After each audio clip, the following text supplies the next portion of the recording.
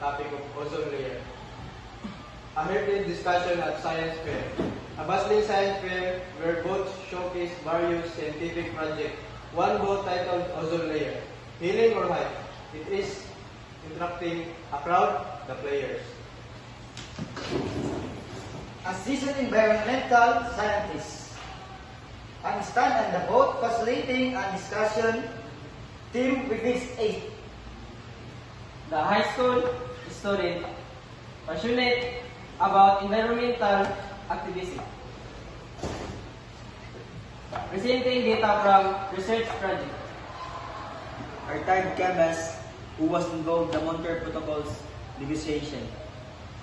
A skeptical graduate student studying atmospheric science challenging the optimistic outlook. A concerned citizen who worries about the unintended consequence of environmental regulation. Welcome everyone.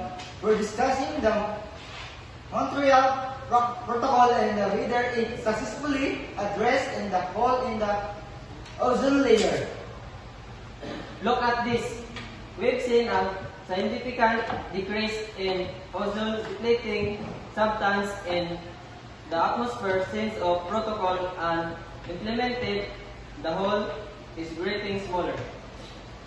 The data might be misleading. Natural fluctuations in the ozone layer can be significant. We need to be cautious about attributing the change solely to the Montreal Protocol. You're right, but the data is consistent.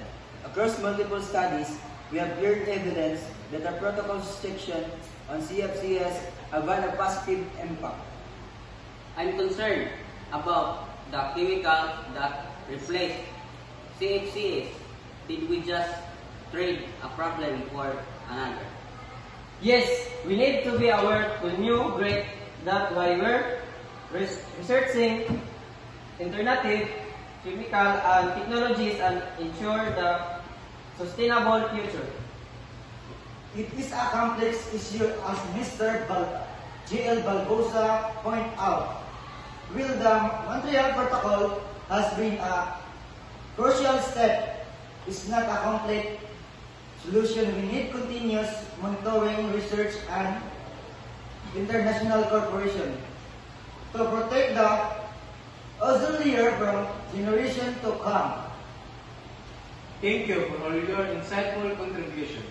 It's clear that there is no easy answer, but we need to keep learning and working together to safeguard our planet.